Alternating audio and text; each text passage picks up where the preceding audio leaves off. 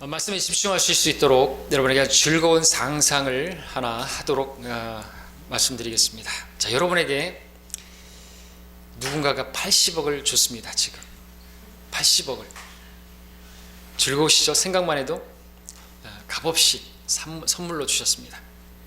이제 여러분들은 그 80억을 가지고 여러분이 원하는 대로 사용하실 수가 있습니다. 어떻게 사용하시겠습니까? 어디에 사용하시겠습니까? 80억이 여러분에게 있습니다. 어떤 분들은 이제는 놀고 먹어도 되겠다라는 생각을 하실 수도 있겠죠. 어떤 분들은 이제 땅을 사고 집을 지을 계획을 하실 분도 계시겠죠.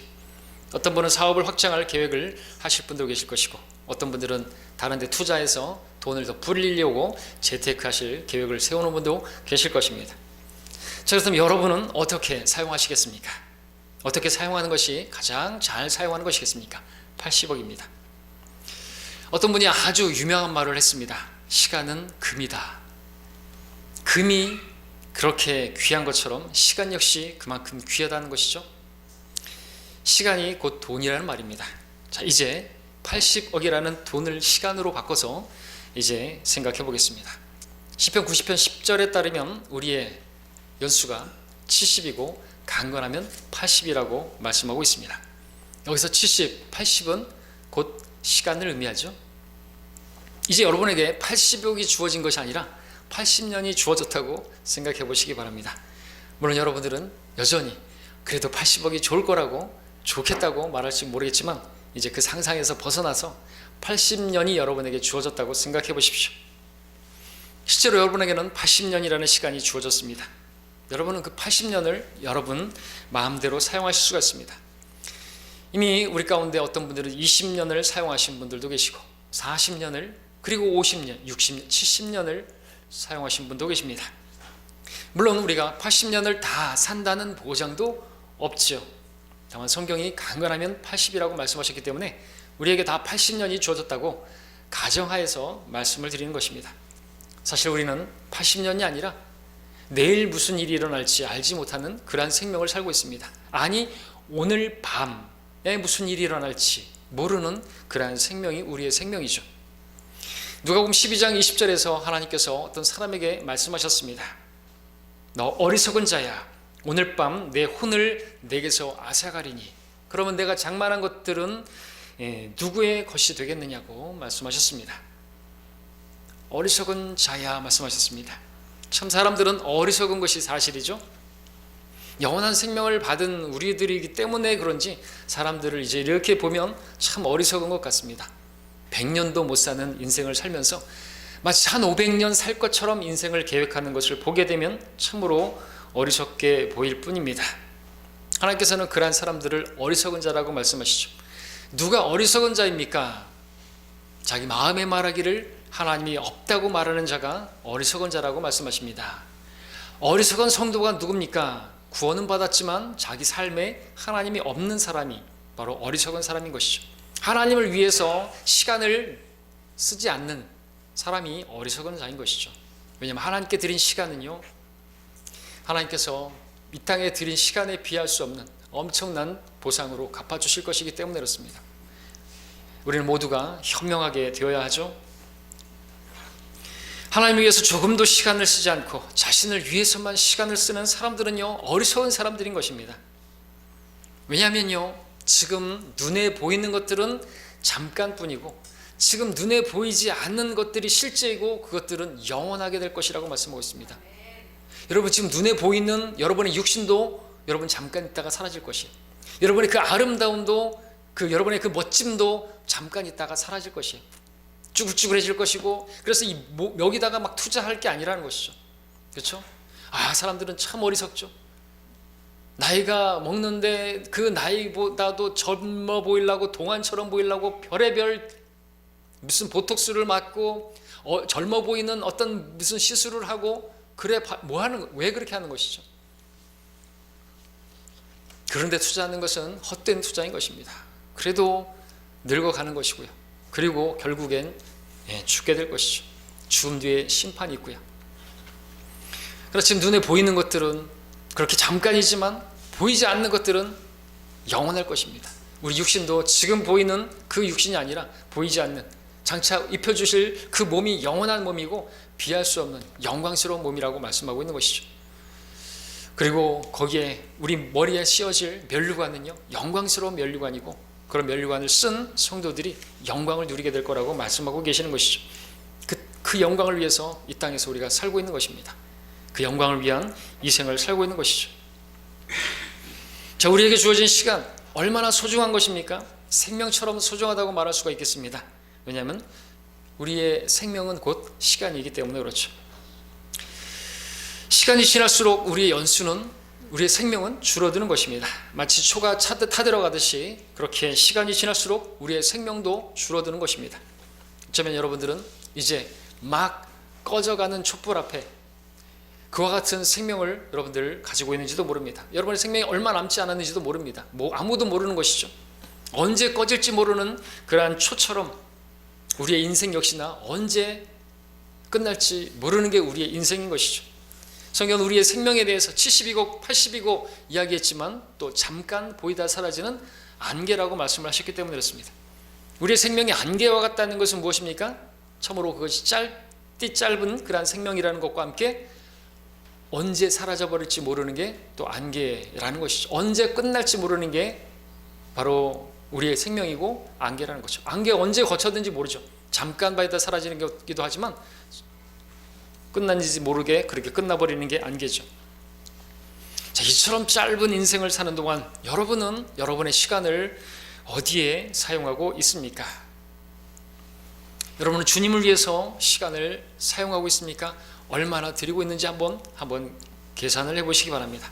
많은 성도들이 자신은 구원을 받았다고 말합니다. 자신은 헌신했다고 말을 합니다. 자신은 주님께 자신의 인생을 드렸다고 말을 합니다.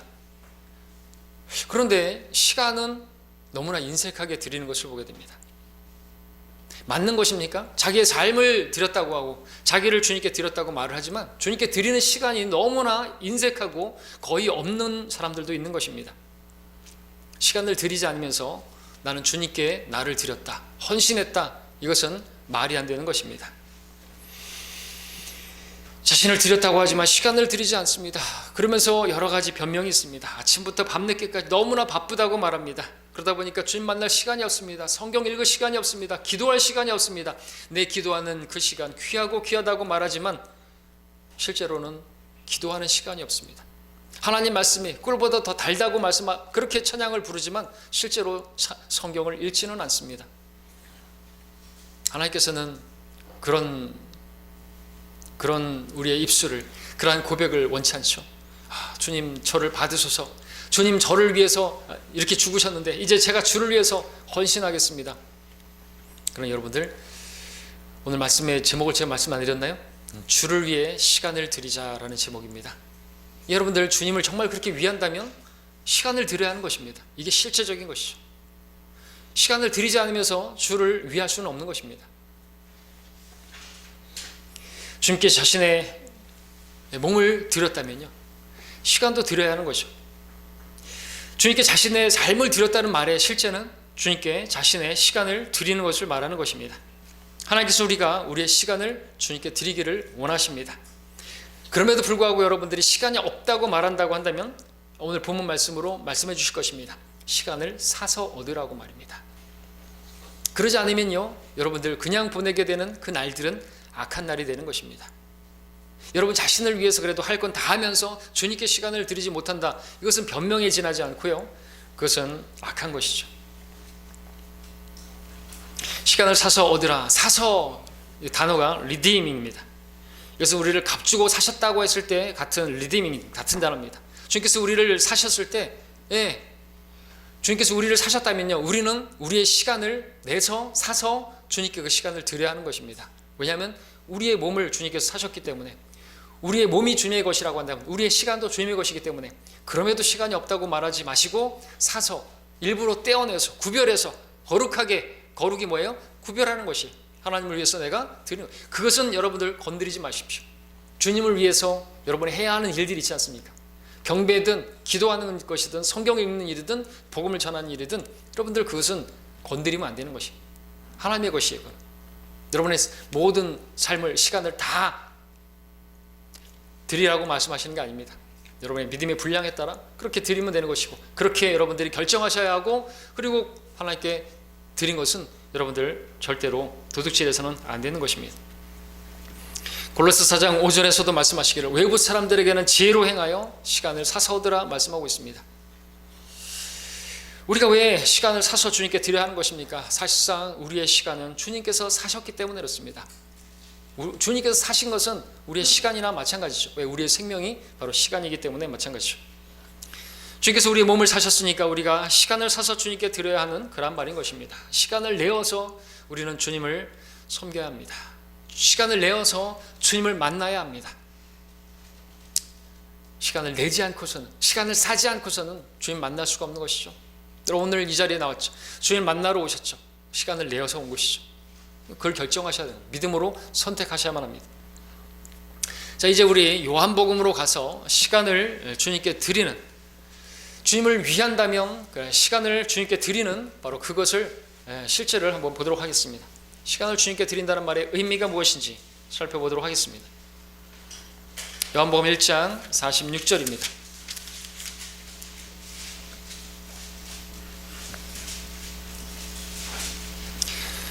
사실 6절만 읽으면 문맥을 아시죠? 나다나엘이 그에게 말하기를 나사렛에서 무슨 좋은 것이 나올 수 있느냐고 하니 빌립이 그에게 말하기를 와서 보라고 하더라 말씀하고 있습니다. 자,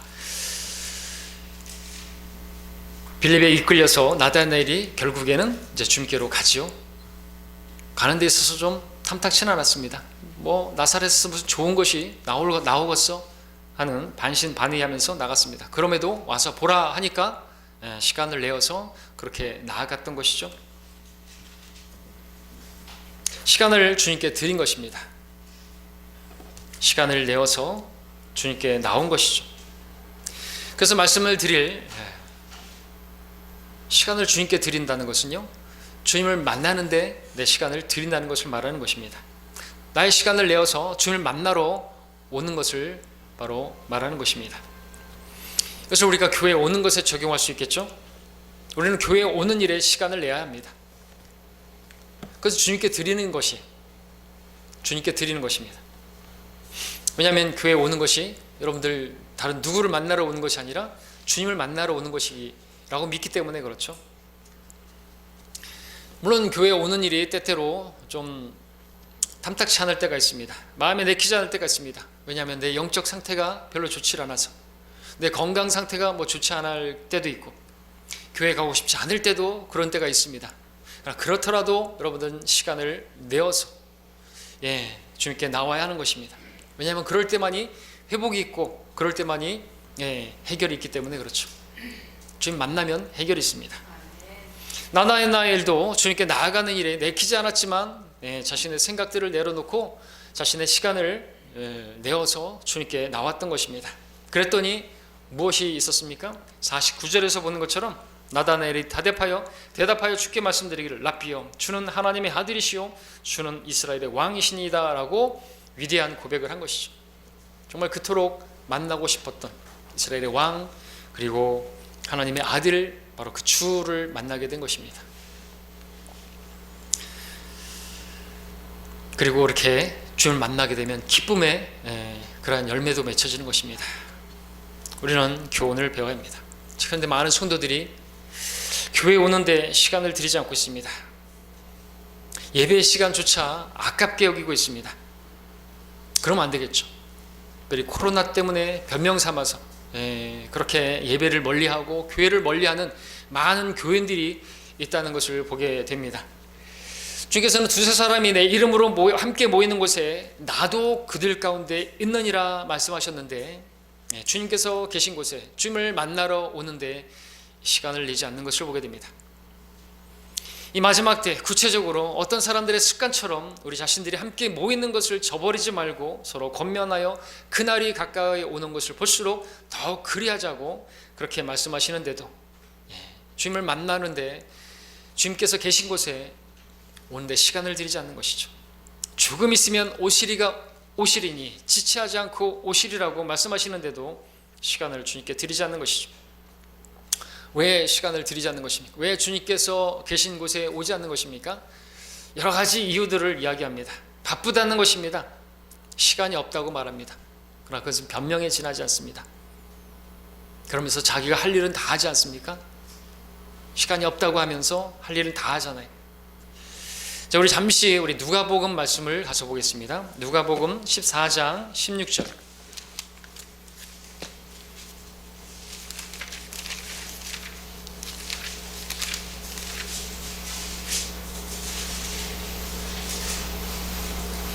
(14장) 16절부터 21절까지를 읽겠습니다. 그때 주께서 그에게 말씀하시기를 어떤 사람이 성대한 저녁을 마련하고 많은 사람을 초대하였더니 식사 시간이 되어 초대한 사람들에게 자기 종을 보내어 말하기를 오소서 이제 모든 것이 다 준비되었나이다 라고 하였으나 그들이 모두 하나같이 변명하기 시작하였더라. 첫 번째 사람이 그에게 말하기를 내가 밭을 샀는데 가서 그것을 보아야 하니 나를 용서해 주게 하고, 또 한 사람은 말하기를 내가 소 5겨리를 샀는데 그것들을 시험해 보려고 하니 나를 용서해 주게 하고, 또 다른 사람은 말하기를 나는 장가를 들었으니 가지 못하겠네 라고 하더라. 그러므로 그 종이 와서 이런 일을 주인에게 보고하니 그 집주인이 화가 나서 그 종에게 말하기를 빨리 성읍의 거리에 골목에 가서 가난한 사람들과 불구자들과 저는 자들과 소경들을 이리로 데려오라고 하더라 말씀입니다. 이 비유의 말씀은 하나님의 백성인 유대인들을 하나님의 왕국에 그렇게 초대되었지만 그들이 변명을 늘어놓으면서 오지 않자, 사실 그들의 죄 때문이지만 그렇게 눈먼 자, 소경된 자, 이러한 이방인들이 바로 그 왕국에 참여하게 되었다는 그런 내용의 말씀이죠. 자, 우리는 이 말씀을 영적으로 적용해서 볼 수 있습니다. 오늘 많은 그리스도인들에게 주님께서 오라고 그렇게 초대하십니다. 말씀의 잔치로 그렇게 초대하십니다. 그런데 시간을 내질 않는 것이죠. 18절 하반절에서 보는 것처럼 첫 번째 사람은 내가 밭을 샀는데 그것을 보아야 하니 나를 용서해 주게 라고 말합니다. 자기가 밭을 샀는데 그 밭에 가봐야 한다고 마음이 콩밭에가 있는 것이죠. 주님께서 초대하신 말씀의 잔치에 갈 시간이 없는 것입니다. 혹시 여러분들 마음이 콩밭에 지금 가 있는 건 아닙니까? 몸은 이 자리에 와 있지만 마음이 어떤 여러분들이 산 무엇에 땅에 가 있지 않습니까? 땅을 살 시간이 있어도, 땅 보러 갈 시간이 있어도 주님께 갈 시간은 없는 것입니다. 19절 말씀도 보시면 내가 소 5겨리를 샀는데 그것들을 시험해 보려고 가니 나를 용서해 주게. 5겨리나 샀네요. 5겨리면 몇 마리죠? 한 겨리가 2마리니까 10마리죠. 10마리나 샀으니 그것들을 빨리 시험해보고 얼마나 좋은지, 얼마나 힘이 센지 시험해보고 싶기도 하겠죠. 여러분 차를 샀는데 그 차가 얼마나 좋은지, 성능이 어떠한지, 얼마나 승차감이 좋은지 여러분들 시험하고 싶지 않겠습니까? 이해는 가죠? 근데 그것 때문에 주님 만나러 갈 시간은 없다는 것이, 19절에서도 20절에서도 나는 장가를 들었으니 가지 못하겠네. 이 사람은 다른 사람에 비해서 그래도 조금 우리가 이해할 수 있을지 모르겠습니다. 장가 가는 일, 인생에서 얼마나 중요한 일인 것입니까? 그래서 주님께 시간을 드릴 수 없다고 말하고 하고 있는 것이죠. 다들 바쁜 것입니다. 다들 이유가 있는 것입니다. 정말 분주합니다. 그런데 성경은 이들에 대해서 뭐라고 말씀하십니까? 18절에서 앞부분만 읽으면 그들 모두가 하나같이 변명하기 시작하더라고 말씀하고 있는 거죠. 주님께 시간을 드릴 수 없다, 시간이 없다, 다 변명에 지나지 않는다는 것이죠. 물론 그들의 입장에서 본다면 정말 억울하지 않을 수 없겠지만 우리의 마음과 우리의 생각을 간파하시는 하나님 앞에서 변명이 될 수가 없습니다. 끝들은 다 변명이에요. 아무리 바쁜 일이 있어도 주님을 만나러 오는 일에 그것이 먼저가 되어야 되는 거 아닙니까? 예배를 드리는 일이 가장 먼저가 되어야 되는 게 아닙니까? 변명이라는 것이, 이유가 뭐죠? 하나님을 사랑하지 않는 거죠. 마음과 생각과 힘을 다해서 사랑하지 않는 것이에요. 지금 문제가 생긴 것입니다. 그러면서 자기가 하는 일은 다 하지 않습니까? 자기가 하고 싶은 일 다 하지 않습니까? 시간이 없지 않아요. 시간을 드릴 수 있어요. 주님을 위해서. 예배뿐만 아닙니다. 성경 공부, 기도 모임, 복음 전하는 거, 성경 읽는 거, 기도하는 거, 여러분들 시간이 없지 않아요? 내서 해야죠. 시간 나면 하겠다. 그럼 저녁 시간에 그렇게 성경 읽다가 졸다가 그냥 그렇게 되는 거 아닙니까? 그건 주님을 존중하는 게 아닙니다. 나를 존중하는 자는 내가 존중한다 말씀하십니다. 다시 우리 요한복음 1장으로 가겠습니다. 주님께 시간을 드린다는 말이 무슨 의미인지 우리가 알게 되기를 원합니다. 그리고 주님께 시간을 드리게 되면요, 어떻게 되는지도 우리가 보게 되는데요. 1장 47절을 이제 보시겠습니다. 그렇게 빌립이 와서 보라고 하니까 나다나엘이 가죠.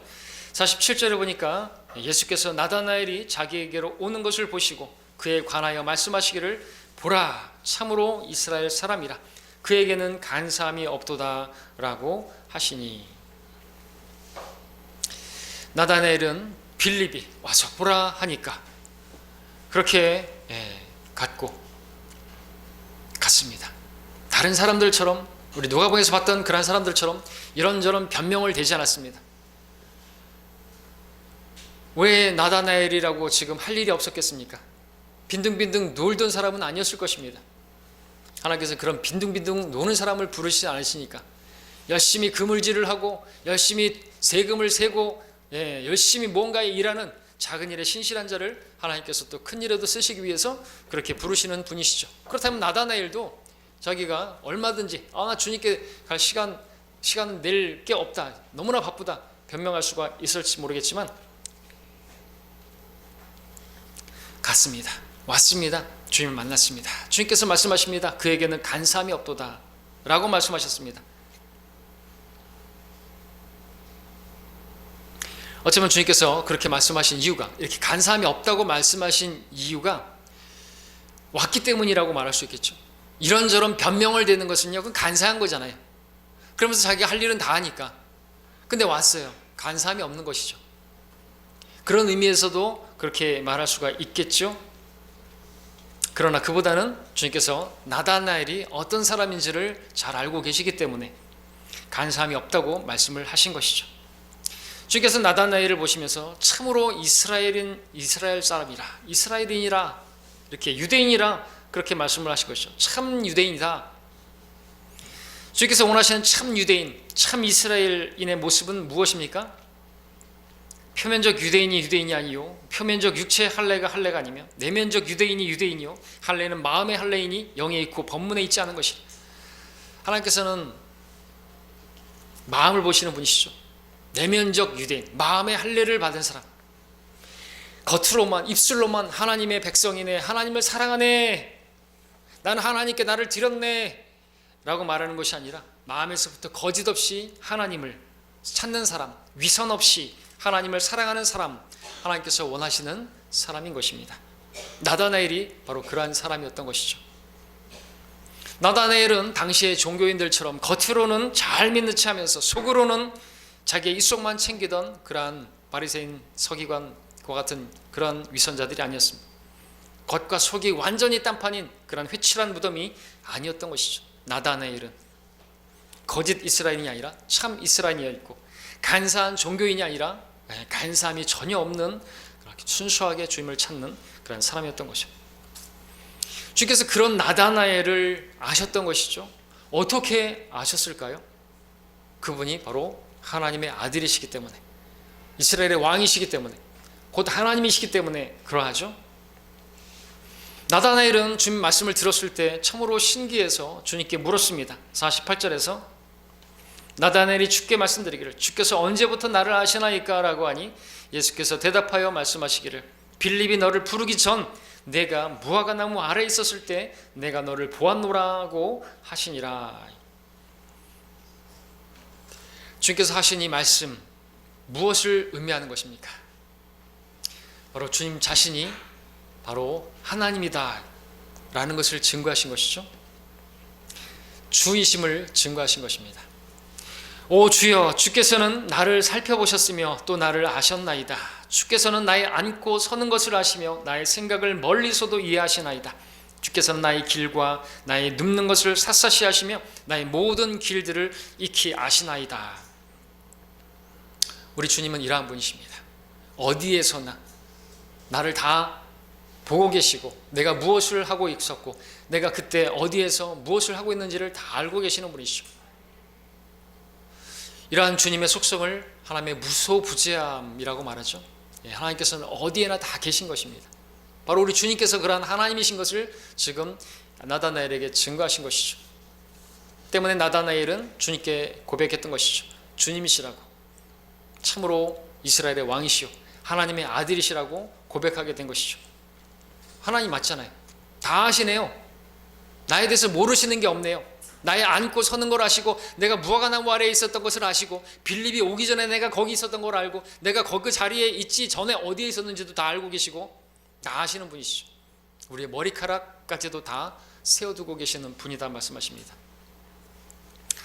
자, 그런데 우리는 여기서 궁금해지는 게 하나 있죠. 과연 그렇게 빌립이 그를 부르기 전에 그가 무화과나무 아래에 있었는데 주님께서 그를 보셨다고 말씀을 하셨는데 그러면 나다나엘은 무화과나무 아래에서 무엇을 하고 있었을까요? 어떤 사람들이 생각하는 것처럼 엉뚱한 짓을 하고 있었을까요? 어떤 죄를 짓고 있었을까요? 그랬다고 한다면 화들짝 놀랐을 것이고 그것은 말이 안 되겠죠. 그랬다면 이러한 고백이 나오지 않았을 것입니다. 여러 가지 추측과 주장들이 있겠지만 나다나엘은 무화과나무 아래에서 바로 하나님의 아들, 이스라엘의 왕, 바로 메시아, 그분의 오심을 기다리고 있었다고 볼 수가 있겠습니다. 마치 시므온이 이스라엘의 위로와 구속을 기다리기 위해서 예루살렘에서 계속해서 시간을 보냈던 것처럼 말이죠. 마치 안나가 예루살렘의 구속을 기다리며 성전을 떠나지 않고 금식과 기도로 하나님을 그렇게 섬겼던 것처럼 말이죠. 나다나엘도 무화과나무 아래에서 이스라엘의 구속을 기다리고 있었던 사람이 아니겠습니까? 이스라엘은 바로 무화과나무가 이스라엘을 상징하는 나무이기 때문에 그렇죠. 45절에서 이렇게 기록되어 있는데 빌립이 나다나엘을 만나서 그에게 말하기를 우리는 모세가 율법에 기록했고 또 선지자들이 기록한 그 사람은 바로 그리스도를 말하죠. 메시아를 말하죠. 그 사람을 만났으니 요셉의 아들 나사렛 예수라. 이 말을 듣고 나다나엘은 자신의 생각과는 좀 다른데 나사렛에서 무슨 좋은 것이 선한 것이 나오겠는가? 그러나 그것들을 다 내려놓고 정말 주님을 만나고 싶은, 그렇게 주님을 기다리고 있었던 나다나엘이라 시간을 내어서 주님께 갔던 것이죠. 그랬더니 주님께서 나다나엘을 보고 참으로 이스라엘 사람이라 간사함이 없도다고 말씀하셨고 빌립이 너를 부르기 전에 내가 무화과나무 아래 있었을 때 내가 보았노라고 말씀을 하셨습니다. 나다나엘은 예수님께서 네가 무화과나무 아래 있었을 때 내가 너를 보았노라고 하시자 그 말씀이 무엇을 의미하는지를 분명히 알았던 것이죠. 이스라엘을 상징하는 나무, 무화과나무, 그 나무 아래에서 이스라엘의 구속을 기다리고 있었던 자신이었는데 바로 예수님께서 그렇게 이스라엘을 구속하실 이스라엘의 왕 메시아라는 사실을 알게 되었던 것입니다. 다른 것을 하고 있었다면 모르겠지만 거기서 바로 메시아를 기다리는 그곳이 주님과 교제하는, 주님을 기다리고 있었던 바로 그 장소였던 것이죠. 그리고 네가 기다리고 있던 메시아가 나다. 그렇게 말씀하시니까 나다나엘은 금방 알아챘던 것이고 바로 주님이 바로 그분이시군요. 내가 기다리고 있던 바로 주님이시군요. 하나님의 아들이시군요. 이스라엘의 왕이시군요 하고 고백할 수가 있었던 것이죠.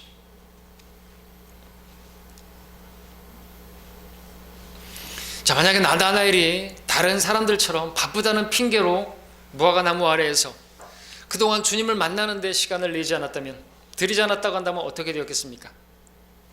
그렇게 그동안 평소에 주님을 만나는 그 시간이, 그 장소가, 무화과나무의 그 장소가 없었다면 지금 만난 눈앞에 계신 그 예수님께서 이스라엘을 구속하실 분이라는 사실을 알았을까요?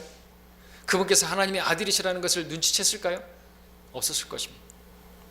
다른 바리새인들, 서기관들, 하나님을 말씀을 필사한다고 하고 하나님을 섬긴다고 하는 그런 사람들은 못 알아봤잖아요. 바리새인들은 못 알아봤잖아요. 오히려 대적했잖아요. 근데 나다나엘은 알아봤습니다. 어떻게 알아볼 수 있었습니까? 그가 평소에 주님과 교제하고 있었기 때문에 그 교제하던 장소는 바로 무화과나무 아래에서 사랑 어린 그러한 교제를 나누고 있었던 것입니다. 무화과나무 아래에서. 예전에 세상 노래 그 중에 있죠. 무화과나무 아래에서 몰래 사랑의 교제를 나누는 그 노래가 있었는데 거기가 바로 사랑의 교제를 나눴던 바로 그러한 장소였던 것입니다. 그래서 주님을 알아보게 되었던 거죠. 그러므로 나다나엘에게 있어서 무화과나무 아래에서 보내던 그 시간은 그에게 매우 귀한 시간이었고 소중한 시간이었던 것입니다. 그 시간은 무엇과도 바꿀 수 없는 그러한 생명과 같은 그러한 시간이었던 것이죠. 왜냐하면 나다나엘은 그 무화과나무 아래에서 주님을 만났고 주님과 교제하면서 주님이 어떠한 분이신지를 알아갔을 것이고 또 자신의 위선과 자신의 그 간사함이나 이런 것들이 다 깨끗하게 정결하게 되어지는 그러한 교제 시간이었기 때문에 그렇죠. 다른 사람들과 똑같은 그러한 사람들인데 어떻게 그에게는 간사함이 없다고 그렇게 고백할 수 있겠습니까? 주님과 만났으니까. 우리도 마찬가지죠. 주님과 만나면서 나의 간사함이, 나의 위선이 제거가 되어지고 정결하게 되지 않습니까?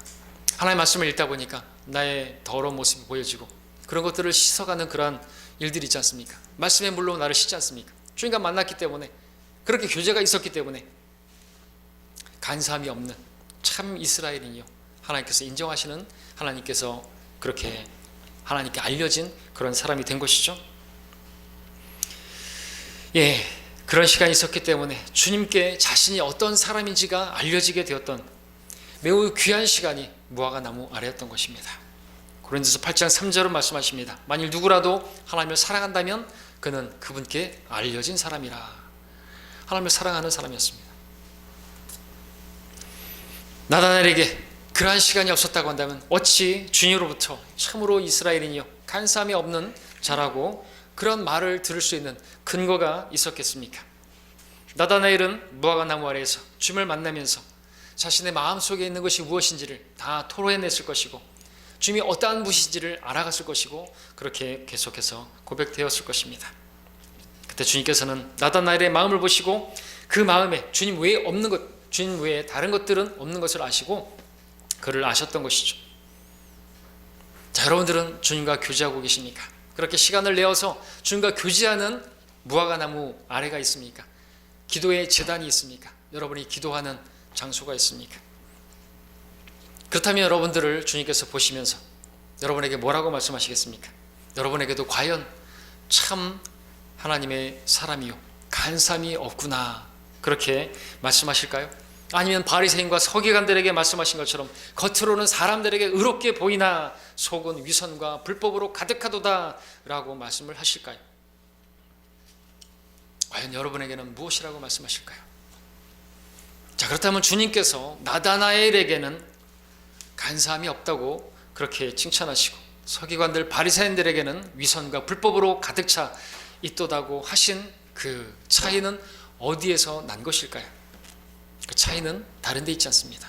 주님을 만나는데 시간을 들였느냐 안 들였느냐에 거기에서 나뉘는 것입니다. 우리가 위선적이고 가식적이고 이런 모습으로 있는 이유가 뭡니까? 왜 불법과 왜 죄를 끊지 못하고 그렇게 살아가는 이유가 무엇입니까? 어디 있는 것일까요? 여전히 세상적인 모습으로 살고 있는 이유가 뭘까요? 원인이 어디 있는 것일까요? 다른 데 있지 않습니다. 평소 주님과 만나는 시간이 없는 거예요. 주님과 교제하지 않는 거죠. 성경을 안 읽는 거죠. 기도를 안 하는 것이죠.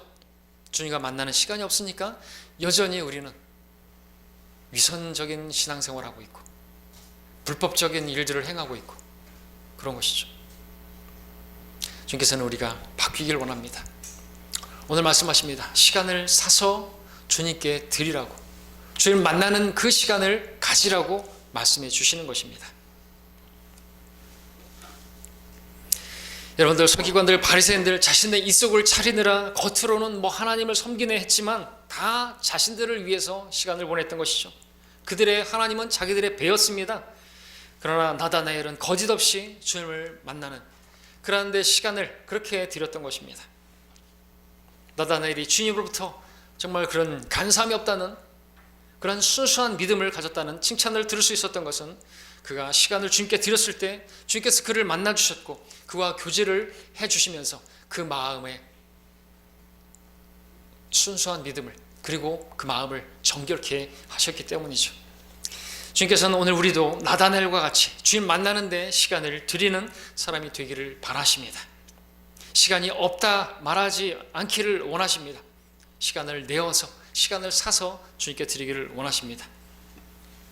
우리 나다나엘이 주님을 만나는데 시간을 들였던 그 무화과 나무 아래를 주님과 단둘이 만나는 교제의 장소로 그렇게 부를 수가 있습니다. 예수님께서 내가 무화과 나무 아래에 있었을 때 내가 너를 보았노라 말씀하셨을 때 다른 사람들은 그 말이 무엇인지를 알아차리지 못했지만 나다나엘은 알아차렸습니다. 다른 사람들은 몰라도 주님과 나다나엘만 알아차렸습니다. 바로 그 장소는 주님과 나다나엘이 만나서 그렇게 사랑의 교제를 가졌던 바로 그 장소였기 때문에 그렇습니다. 주님께서는 사도 바울이 기도하고 있을 때 아나니아를 보내면서 이렇게 말씀하셨죠. 일어나 곧은 길이라고 하는 거리로 가서 유다 집에서 사울이라고 하는 타소 사람을 찾으라. 그가 기도하고 있느니라.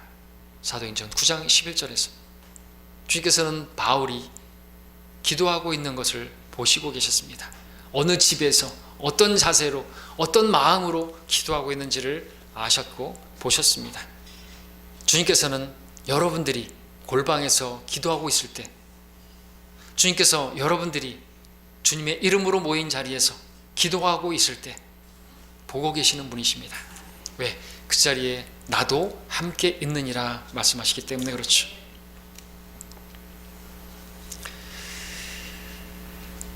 말씀하실 것이에요. 네가 그때 기도하고 있었을 때 내가 너를 보았노라. 저런 주님께서는 우리가 주님과 단둘이 만나서 교제하는 그 시간을